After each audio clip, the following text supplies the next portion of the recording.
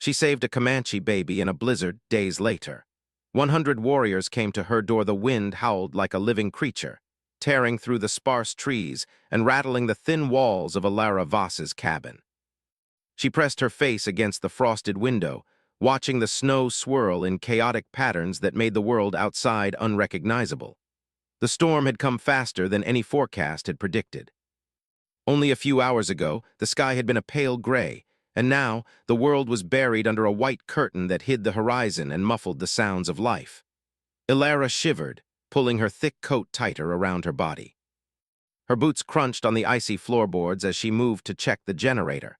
The low hum it emitted was a small comfort against the fury of the storm. She had prepared for this kind of weather, having spent years studying extreme climates in the Northern Territories. But preparation could only do so much when the world itself seemed to turn against you. She checked the small screen of her weather monitor again. The readings were erratic. Temperature had dropped faster than expected, and wind speeds were climbing with frightening speed. The warning lights blinked, casting red glows across the room. She let out a long breath. "Just a few more hours," she muttered to herself. "Just until it passes." Then she heard it. A faint cry carried across the wind like a fragile note that somehow survived the chaos. At first, she thought she was imagining it. The storm was loud. It was easy for the mind to play tricks. But the cry came again, more insistent this time, and it was unmistakably human. A baby. Ilara's heart raced. She grabbed her thick gloves, a hooded coat, and her heavy boots. She had little choice. The storm was deadly, but leaving a child alone in it would be fatal. She paused for a second, trying to assess the risk. The snow was already knee-deep in some areas, and the wind was strong enough to knock a grown person off balance. Yet she could not ignore the sound. Her instincts, honed by years of survival work, told her that any delay could be fatal. She opened the cabin door, and the wind slammed against her with all the force of a battering ram. She had to lean forward to take her first step, the snow swallowing her boots as she moved. Every step was a struggle, and visibility was almost zero. She squinted through the icy gusts, trying to locate the source of the sound.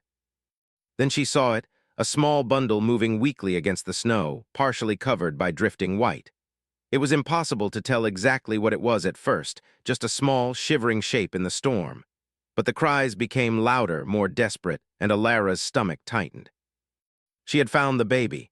She pushed through the wind, feeling it tear at her face and hands, but she would not stop. Each step was a battle against the cold, against the snow that clung to her boots and clothing. Finally, she reached the small child, lying on its side, half buried in the frozen white. Its tiny body shook with cold, and the face was red and swollen from exposure. Ilara dropped to her knees beside the baby, scooping it up into her arms. The warmth of her own body did little to transfer through the layers of clothing, but she held the child tightly, whispering soothing words as best she could over the roar of the storm. The baby's cries were weak now, almost fading. Every second mattered. The trek back to the cabin was worse than the first. Ilara's movements were slowed by the weight of the child and the sheer force of the wind. Snow whipped around her, sometimes blinding her completely. She stumbled several times, almost losing balance, but the thought of letting the baby fall pushed her forward. Her mind raced with worry. Who could have left a child in such a storm? Why was it alone? But there was no time for questions, only action. Finally, she reached the door of her cabin and slammed it open, ducking inside with the child. She set the baby on a thick blanket near the heater, taking a moment to catch her breath. The cabin was small but warm, a safe haven from the fury outside. She quickly checked the baby's condition. Its tiny hands and feet were numb, the skin pale in places, but it was alive. That was all that mattered. Ilara wrapped the child in the warmest blankets she had, using extra thermal layers to trap heat. She rubbed the baby gently, trying to restore circulation. "You're safe now," she whispered. "I won't let anything happen to you." The baby's eyes fluttered open briefly, revealing dark, curious orbs that seemed too aware for one so young. Then the eyes closed again, exhausted from the cold and fear. Ilara moved around her cabin, gathering supplies. She fed the baby warm milk and tried to check for injuries, though the tiny body seemed mostly unharmed. Something about the child's clothing caught her attention. It was unusual, woven with a fabric she had never seen before, insulated with a strange material that seemed almost alive. She frowned, examining it carefully. The stitches glowed faintly, pulsing as if carrying energy. Her curiosity was interrupted by the storm's increasing rage. The walls of the cabin shivered under the pressure, and she could hear branches snapping outside. She glanced at the weather monitor again. The storm had reached its peak, with wind speeds that could tear roofs off buildings. She realized they were lucky to have reached shelter in time. Alara sat beside the baby, holding it close and feeling the fragile heartbeat against her chest. Despite the danger outside, a strange calm settled over her. This child, found in the middle of a merciless storm, had survived. Somehow, against all odds, life had endured, and she had a role to play in keeping it alive. Hours passed, the storm showing no sign of weakening. Alara dozed intermittently, always keeping one hand on the baby, ready to respond if needed. Outside, the wind raged and howled, shaping the snow into drifts that moved like living creatures. She could barely make out the forms of the trees, bending under the weight of ice. The storm had claimed much before, but inside her cabin, life persisted. When she awoke fully, the storm had softened slightly, though it was still dangerous. The baby was calm, wrapped tightly in her arms, breathing steadily now. She realized that this little being had changed something inside her. A sense of responsibility, of connection, had taken root. She had rescued a life from near-certain death, and in doing so, she felt more alive herself. Alara spent the rest of the day preparing for what might come next. She fortified the cabin, checked the generator and supplies, and made a plan. She had no idea where the baby had come from or what dangers might follow once the storm cleared, but she knew one thing: she would not abandon this child. As night fell, she sat by the heater, the baby in her lap, and allowed herself a rare moment of reflection. The snow outside had settled into an eerie quiet, the kind that follows great storms. In the distance, she thought she saw faint shapes moving, but the wind had shifted, and it was impossible to tell. Perhaps it was just her imagination. Or perhaps the world outside was beginning to respond to her actions. Alara knew that her life and the baby's life would never be the same after this night. She had stepped into a storm and found something precious, something worth protecting. And as the wind whispered against the cabin walls, she made a silent vow: no matter what came, she would keep the child safe. Sleep finally claimed her, but even in dreams, she felt the faint heartbeat against her chest, a reminder of the fragile spark of life she had rescued. Outside, the storm began to ease, but the world beyond her cabin remained harsh, unpredictable, and full of unknown dangers. Yet for the first time in a long time, Alara felt hope, because somewhere out there in the frozen wilderness, a child had survived. And perhaps, just perhaps, humanity could survive with courage, compassion, and determination, even in the face of nature's most violent trials. Alara woke to the soft hum of the generator and the faint glow of morning light through the frost-covered windows. The storm had passed, leaving the world outside bright and blinding with fresh snow. The air was still sharp and cold, but the night's violence had given way to a fragile calm. She looked down at the baby Kaya, who was still asleep, curled in the warm blankets she had wrapped around her. The child's tiny chest rose and fell in slow, steady breaths, and for the first time since finding her, Alara allowed herself a moment of relief. Alara had been alone for so long that the quiet presence of another life filled the cabin with an unfamiliar warmth. She carefully lifted Kaya, holding her close as she moved to the window. The snow stretched endlessly, a brilliant white sea broken only by the dark outlines of trees. She noticed something odd, a pattern in the snow, faint and subtle, almost like small marks made by hands or feet. But the snow had shifted with the wind, making it difficult to tell what it was. Alara frowned. The footprints were too symmetrical to be random. She crouched to examine them, brushing snow aside carefully. They did not match the shape of ordinary human feet. The toes were longer, slightly wider, and the imprints were shallow, as if the weight had been distributed differently. She straightened, a chill running down her spine that had nothing to do with the cold. Her curiosity was interrupted by Kaya stirring. The baby's dark eyes opened, studying her with a surprising intensity for one so young. Alara smiled softly. "Don't worry, you're safe here," she whispered. Kaya blinked and yawned, then closed her eyes again, returning to sleep. Alara's thoughts raced. Who could have left a child in the middle of a deadly blizzard? And why? She had no answers, but instinct told her that the child was extraordinary in some way. The strange fabric of Kaya's clothing, its faint glow, and the unusual design of her tiny boots. All hinted at something far beyond what Alara had ever seen. She decided to explore outside carefully. Wrapping herself and the baby in her thickest layers, she stepped into the morning snow. The cold bit at her face and hands, but she ignored it, focusing on the strange footprints.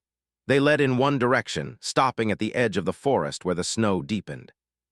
Beyond that, the tracks were gone. It was as if whoever, or whatever, had vanished into the air. Alara returned to the cabin, unsettled but determined. She set Kaya down on the blanket and began examining the child more closely.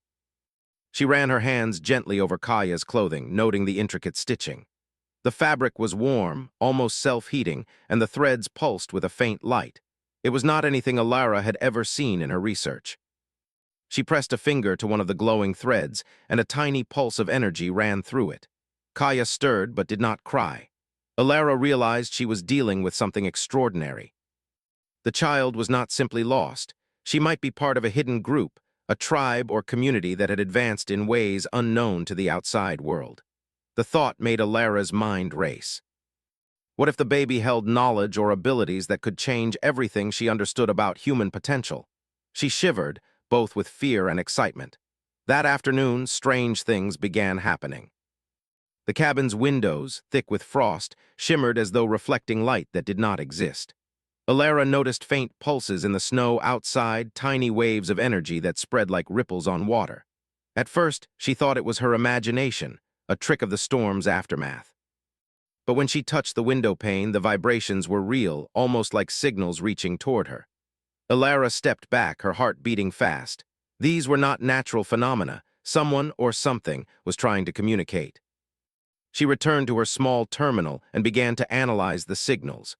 They were complex, made up of pulses and frequencies that did not match any known weather patterns or electronic interference. With careful decoding, she noticed a repeating sequence, almost like a rhythm, a message. Hours passed as she worked, piecing together the strange signals. The pattern became clearer. It was directional, pointing toward the northwest, deep into the forest. The pulses were deliberate, intelligent. Alara's mind raced. The baby's presence and these signals had to be connected. Whoever left Kaya in the storm was watching her now, sending guidance or perhaps a warning. As evening fell, Alara prepared for a long night. She had learned to expect danger in the frozen territories, but tonight felt different. There was a tension in the air, a feeling that something was approaching. She held Kaya close, whispering softly to calm the child, who now seemed alert to the subtle changes around them. The baby's eyes flickered toward the window repeatedly, as if sensing the movements outside. Then came the first sign, a faint light in the distance, moving slowly but steadily through the snow. It was not the sun or reflection, but a glow, pale and pulsing, almost like a signal lantern. Alara's heart jumped. She grabbed her coat and boots, unsure whether to approach or hide. She decided to remain inside, observing. Whoever was out there knew she had the baby. They had tracked her through the storm, using the pulses she had felt earlier. The lights came closer, and now Alara could see shapes moving with them. They were not ordinary humans, taller, leaner, with movements that seemed unusually precise. Their eyes glowed faintly, reflecting the lights, and their bodies were covered in clothing or armor unlike anything she had ever seen. She froze, unsure what to do. The leader of the group stepped forward, raising a hand in a gesture that was surprisingly calm. A small device on their wrist emitted a soft tone, and a voice spoke, translated into English by technology she did not recognize. "Do not be afraid, we mean no harm, we seek only our child." Alara's mind raced. This confirmed her suspicions. The baby was not ordinary. These were not ordinary people. They were a tribe, highly advanced, and Kaya was their child. She felt a mixture of relief and apprehension. Relief because they did not intend to harm her, and apprehension because she had no idea what these people were capable of. The group waited at the edge of the clearing, their posture respectful but alert. Alara stepped outside cautiously, holding Kaya protectively. The leader approached slowly, her glowing eyes steady, her movements deliberate. She extended a hand, not for violence but for connection. "You have protected her through the storm," the leader said, her voice calm and measured. "You have shown great courage. We are grateful." Alara's chest tightened. No one had ever said such words to her before, not in all her years of isolation. She nodded, unsure of what to say. She was alone. I couldn't leave her out there," she said softly. The leader smiled faintly, a gesture that seemed both human and something more. You have done what we could not. You have saved our child. That is a bond we honor. Alara felt a strange mixture of pride and fear. She had never imagined herself in this position, an isolated researcher, suddenly at the center of something larger than anything she had ever known. And yet, there was no time to dwell. The storm had passed, but the world outside remained full of unknown dangers. The leader gestured for Alara to follow, keeping a safe distance. Come with us, there is much you must understand. Alara hesitated, looking at Kaya. The baby's eyes were wide and curious, as if sensing the importance of what was about to happen. She nodded slowly, understanding that this journey could not be avoided. She wrapped Kaya securely and followed the group into the forest, stepping carefully over snow and fallen branches. The forest was alive in ways Alara had never noticed before. The trees seemed to hum faintly, the snow shifting in response to the group's movement. The air was filled with subtle energy, almost like the pulse she had felt in the cabin. She realized that this tribe had a deep connection to the land itself, a harmony that made them almost invisible to the casual observer. Hours passed as they traveled, and Alara observed them closely. Their movements were precise and deliberate, each step measured to leave minimal trace. They communicated in gestures and subtle tones, all of which she could barely begin to understand. And yet there was a sense of trust forming. They were watching her as closely as she was watching them, curious about her reactions, yet never threatening. Finally, they stopped in a small clearing where the snow had been flattened in a perfect circle. The leader knelt, motioning for Alara to sit with Kaya. Rest here. You have endured much and your strength is needed for what comes next, she said. Alara sat, wrapping Kaya in her arms. She looked around at the group, at the strange glow of their eyes, the faint shimmer of their clothing. Questions filled her mind. Who were they really? How had they survived in such harsh conditions? And why had the baby been left to her care in the first place? The leader's voice broke her thoughts. You are safe here, but the world is changing and you will soon understand your part in it. You have acted with humanity and courage, and that is rare. Alara's heart swelled. She had always believed in the strength of humans, their ability to endure, to adapt, to survive. But she realized now that she had only glimpsed the beginning of what humanity could become. The child in her arms was a symbol of that potential, a bridge between what was known and what could be. As night fell again, the forest around them glowed softly with the tribe's energy. Alara held Kaya close, feeling the warmth and the faint pulse of life that connected them. Outside, the snow whispered against the trees, a reminder that the world was vast, full of mysteries, and waiting for those brave enough to step into it. And for the first time, Alara understood that she had not only saved a life in the storm, she had become part of a story far greater than herself, a story that would challenge everything she thought she knew about humanity and survival. Alara sat in the center of the clearing, Kaya, resting in her lap, and watched the tribe move around her. The snow beneath their feet seemed to shift with every step, leaving no permanent mark. Even from a distance, she could see the faint glow running along their clothing, pulsing like a heartbeat. It was mesmerizing, almost otherworldly. The leader, Anita, knelt beside her. Her eyes glowed a gentle amber in the dim light of the forest. You have endured the storm and protected Kaya, she said softly. That is why you are here. You have a courage that is rare among humans, and courage is what we need. Alara nodded, holding the baby close. I only did what I thought was right, she said. She was alone and cold. I could not leave her. Anita smiled faintly. That is why we honor you. Humanity has the strength to survive, but it is courage and compassion that define it. You have shown both, and that is why you are being trusted with our secrets. Alara felt a mix of fear and excitement. Secrets. She had spent years studying survival and extreme environments, but she had never imagined that she would encounter a group of humans, if they were even fully human, with abilities she could not understand. The tribe began to move again, forming a circle around Alara and Kaya. They spoke in low tones, their voices harmonizing with the wind in a way that made her skin tingle. Then, Anita gestured for Alara to follow. She stood carefully, holding Kaya against her chest, and walked beside the leader as the group led them deeper into the forest. The trees grew taller and closer together, their branches heavy with fresh snow. Alara noticed that the air seemed different here. It was warmer, though the snow still sparkled around them. There was a hum in the atmosphere, a vibration she could feel in her chest. She glanced at Tayanita. "This is our home," Tayanita explained. "The forest responds to us, it listens, it protects us, and it will protect you if you honor it." Alara felt a shiver of awe. The tribe had not only survived in the frozen wilderness, they had adapted and thrived. There was a harmony between them and the land that was almost impossible to describe. Every movement, every gesture seemed deliberate and precise, as if they were part of the forest itself. After some time, they reached a large clearing unlike any Alara had ever seen. The snow was perfectly smooth, almost glowing, and in the center stood a circle of small, glowing devices. They were not machines she recognized. They emitted a soft, warm light and hummed faintly. The tribe moved around the devices with a familiarity that made Alara realize they were not only advanced, they were in tune with technology and nature at the same time. Tayanita knelt in front of one of the devices and placed her hands on it. The light pulsed brighter, spreading in waves across the clearing. The devices responded instantly, as if alive. Alara's mouth went dry. "What is this?" she asked softly. "This is how we communicate with the forest," Tayanita said. "It is how we protect our people, our children, and our home. The forest and our technology are linked. Energy flows through both, and both respond to intent. You will learn to understand it in time." Alara could hardly believe her ears.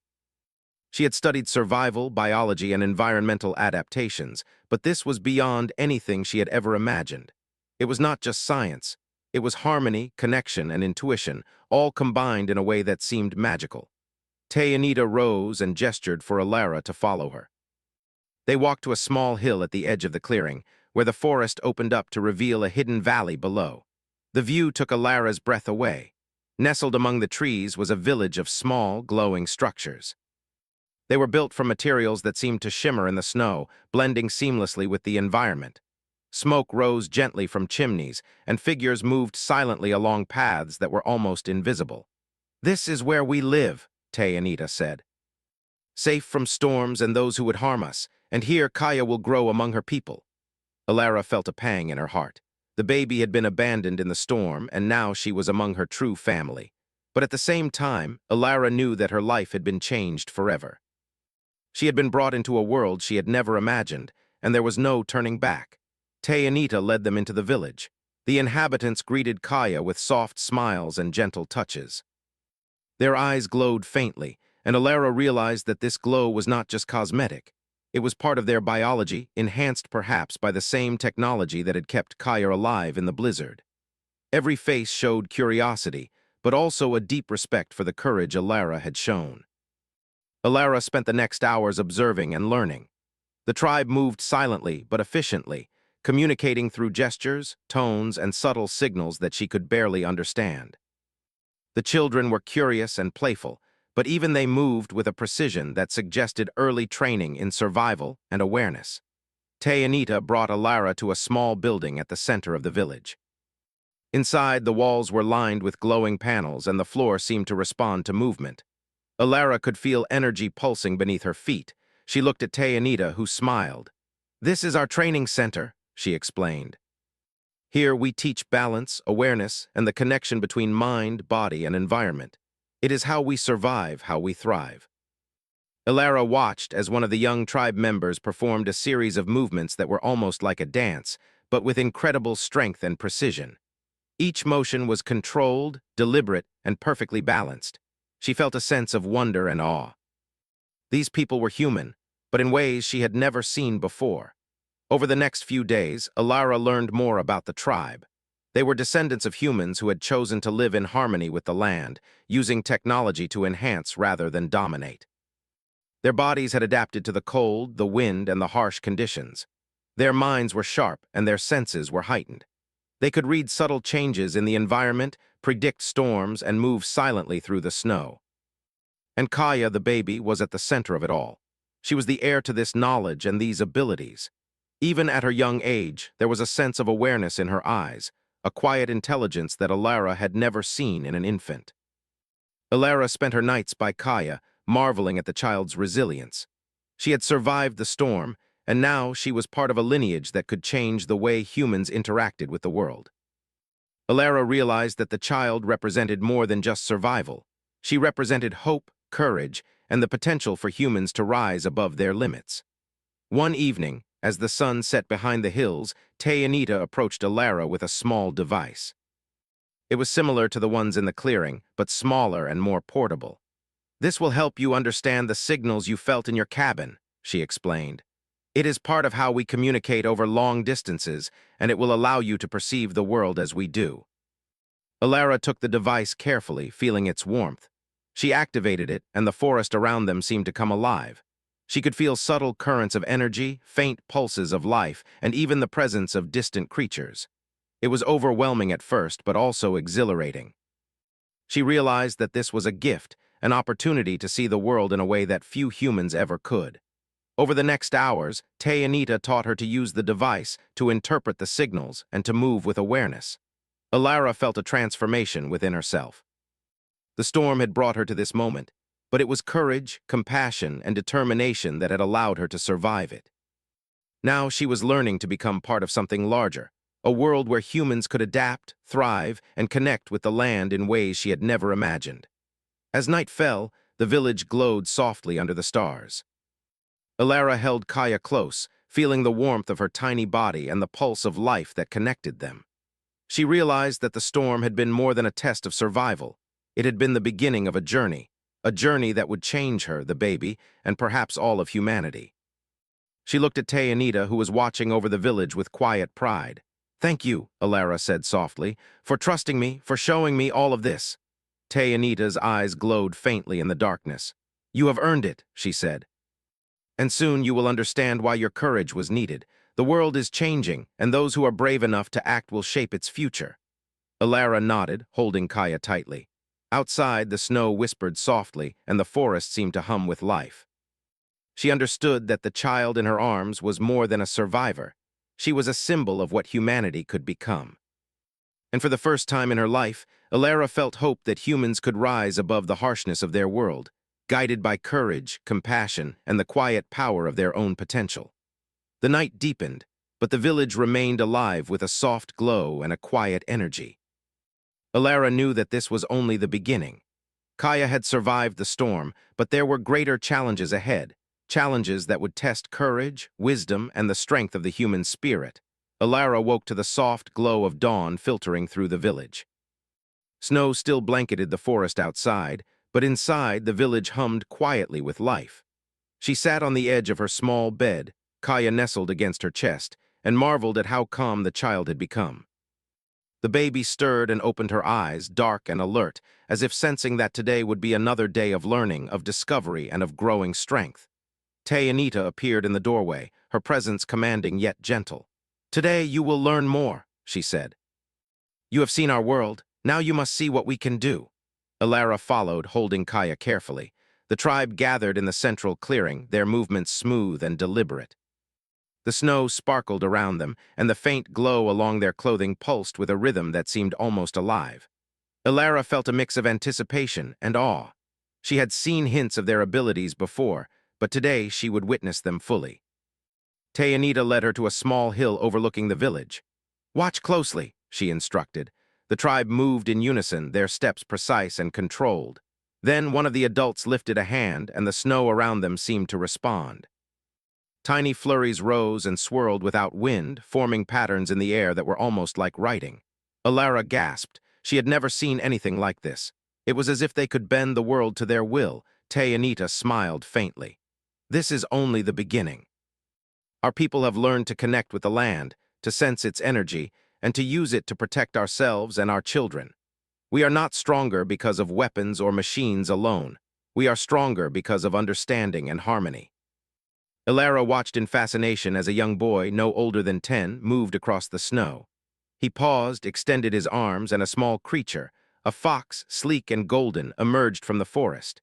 It ran beside him, circling and leaping as if responding to his thoughts. The boy laughed softly, and the fox returned the gesture in its own way.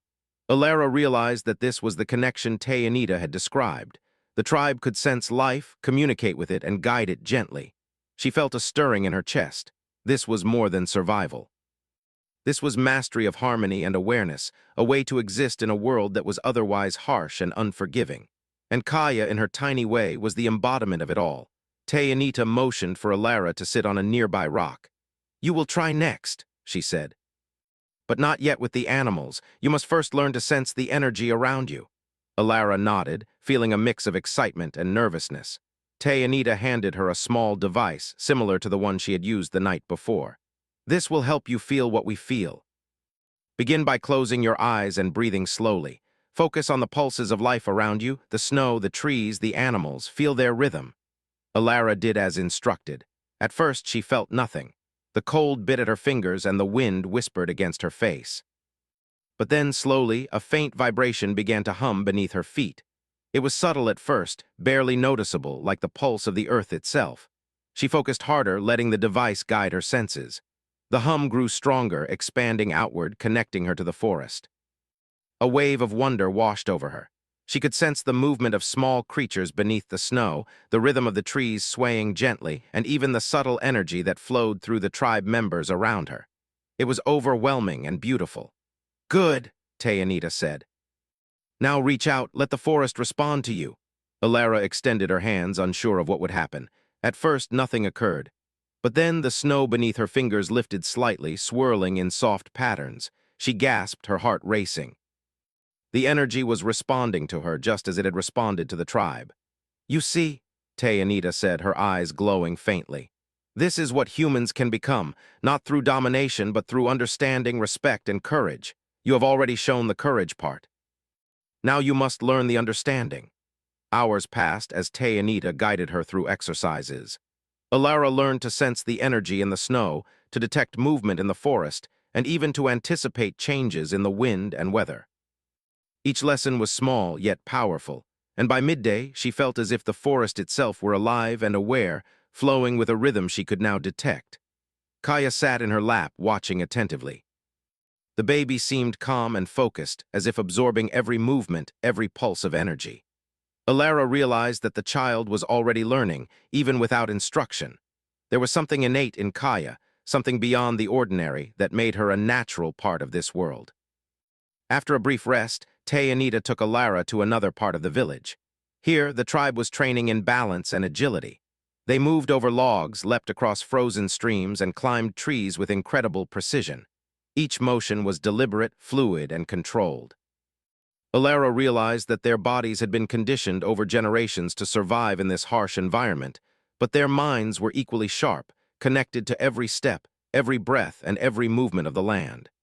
You will practice next, Anita said. You must learn to move with awareness, not against it. Alara followed the instructions, moving slowly at first. Her steps were careful, her focus absolute.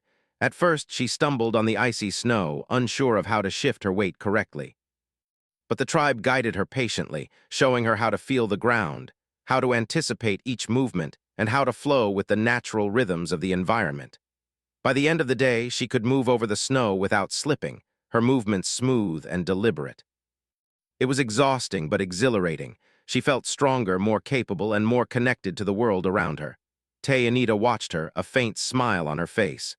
You are learning quickly. This is why you were chosen to protect Kaya. Your courage brought you here, and your willingness to learn will allow you to survive alongside us. Alara looked down at Kaya, who had been observing quietly, and felt a surge of pride and responsibility. This child depended on her, but more importantly, she represented a future that Alara had never imagined. Humans could adapt, evolve, and thrive in ways she had only dreamed of. And with courage, compassion, and understanding, anything was possible. As evening fell, the tribe gathered around a small fire. The snow reflected the warm glow, and the air was filled with a quiet energy. Anita spoke softly, telling stories of the tribe's history, their survival, and their connection to the land. Alara listened, captivated. Every story reinforced the lessons of courage, patience, and harmony she had experienced that day. Kaya lay in her lap, eyes closed, breathing steadily. Alara felt a sense of calm settle over her. She had learned much in a single day, but she knew this was only the beginning. The tribe's abilities were extraordinary, but they had also taught her a lesson far more important. Humans were capable of greatness when they worked together, respected the world around them, and acted with courage. That night, as Alara lay beside Kaya, she reflected on everything she had seen and learned.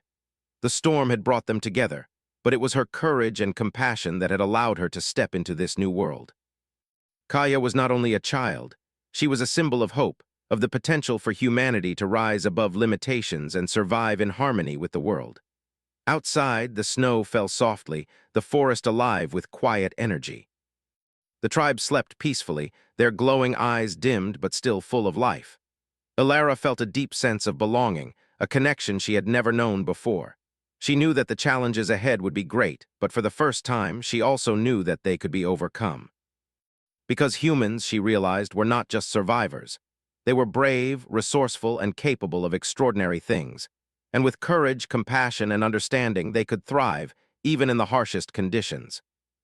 Ilara held Kaya close, feeling the warmth and pulse of life against her chest.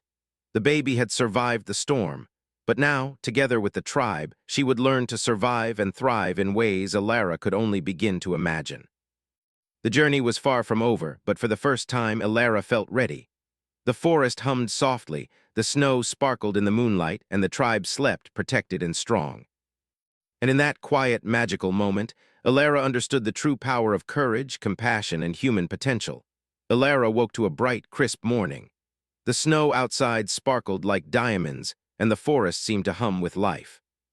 Kaya was awake, cooing softly and reaching for her mother's face with tiny hands. Ilara smiled, brushing a strand of hair from the baby's eyes. She had grown so attached to this small life in just a few days, and yet she knew that Kaya belonged to a world far bigger and older than the one she herself had known. Anita appeared at the edge of the clearing, her glow soft in the morning light. "Today you will see why your courage was needed," she said. Her voice was calm, but it carried a weight that made Ilara sit up straighter.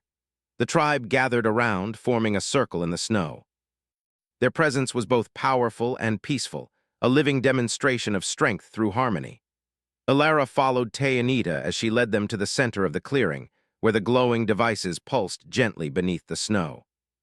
"This is the heart of the forest," Anita explained.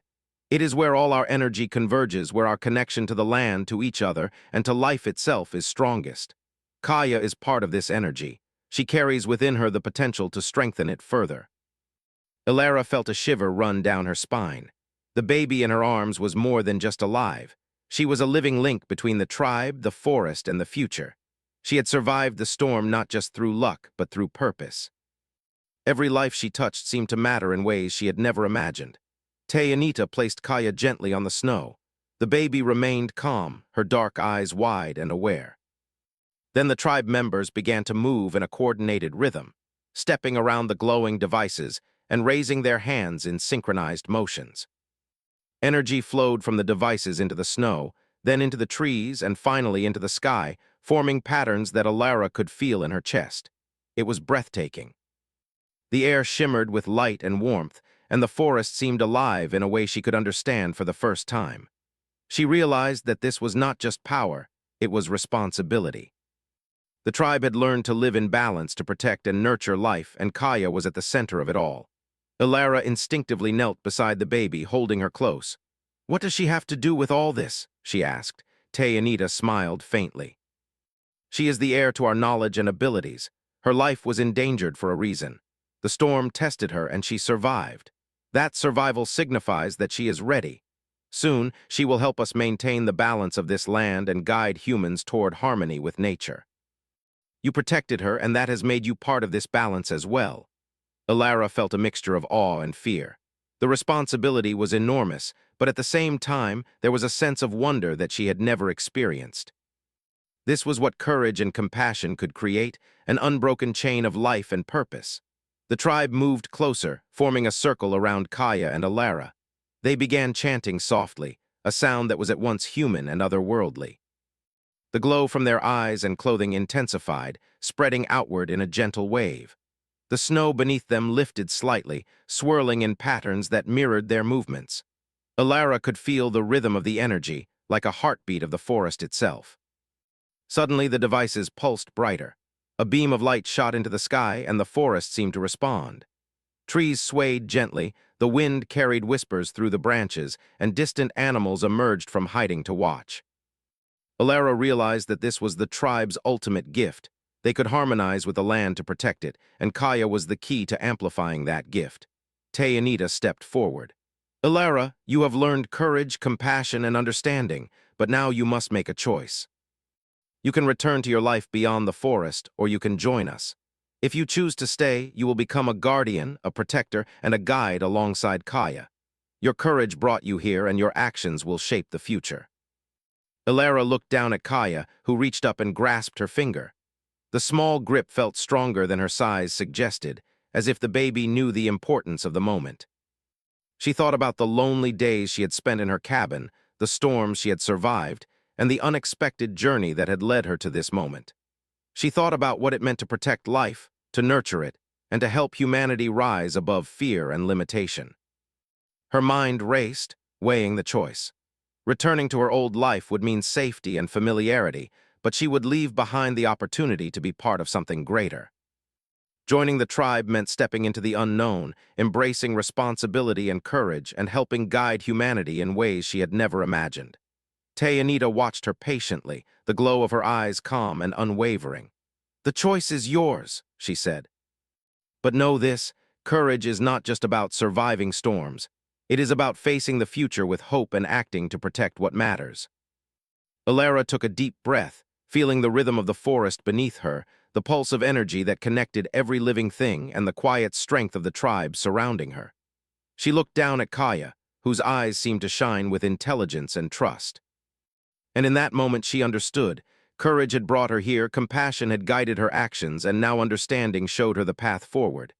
"I will stay," she said softly, holding the baby close. "I will help protect this world. I will help guide her." Anita's smile widened, and the tribe responded with quiet murmurs of approval. Energy pulsed more strongly, and the snow beneath them swirled in intricate patterns.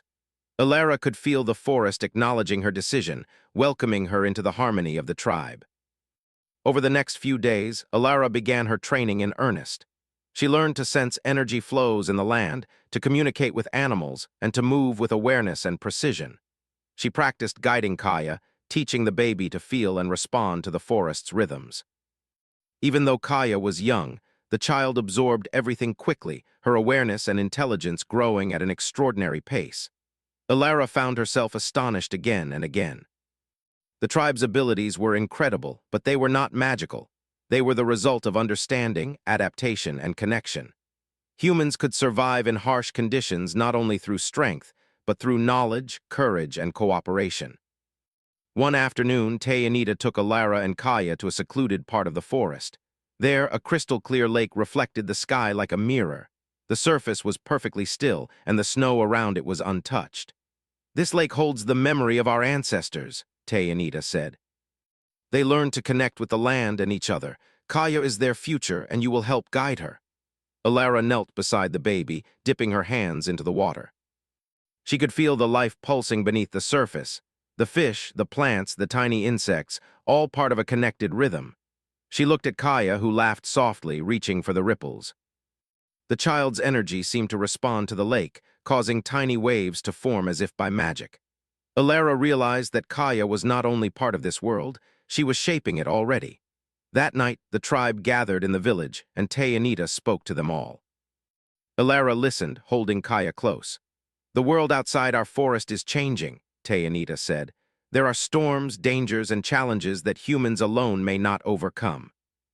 But with courage, wisdom, and cooperation, we can guide humanity to survive, to thrive, and to rise above fear." Ilara felt a profound sense of purpose. She had survived storms, protected a life, and now found herself part of something far greater than she had ever imagined. Humanity was capable of extraordinary things when guided by courage and compassion, and Kaya embodied the potential for the future. Days turned into weeks, and Ilara settled into her new life. She learned to move with the tribe, to sense the forest, and to teach Kaya. The baby grew quickly, her abilities and awareness sharpening each day. Ilara marveled at how quickly the child understood patterns in the snow, the subtle shifts in the wind, and the flow of energy through the land. Kaya was extraordinary, but she was also human, and that was what made her powerful. One evening, as the sun set behind the forest hills, Ilara stood at the edge of the village, holding Kaya in her arms. The snow reflected the orange and pink sky, and the forest pulsed with life. She realized that she had come far from the lonely cabin in the blizzard, and yet she had never felt more connected, more alive, or more hopeful. Anita joined her, placing a hand on her shoulder. "You have done well," she said. "The journey is just beginning, but you are ready. You have shown courage, compassion, and understanding. Humanity has a chance because of people like you." Alara smiled, feeling warmth spread through her chest. She held Kaya close, feeling the tiny heartbeat against her own, and whispered, "We will protect this world together." The forest around them seemed to respond, a gentle breeze carrying the scent of pine and snow, the soft hum of life vibrating through the air. The tribe's village glowed softly, a symbol of harmony, hope, and the extraordinary potential of humanity. Alara knew that challenges would come, that storms and dangers would test them again. But she also knew that courage, compassion, and understanding could overcome any obstacle. Humans were capable of extraordinary things, and now, with Kaya and the tribe, they would rise above fear, survive the harshest conditions, and guide the future. And as the stars appeared in the clear night sky, Alara felt a quiet certainty. She had been chosen not only to protect life, but to help humanity realize its true potential. The storm had tested her, the forest had taught her, and now, together with Kaya and the tribe, she would face the future with courage and hope.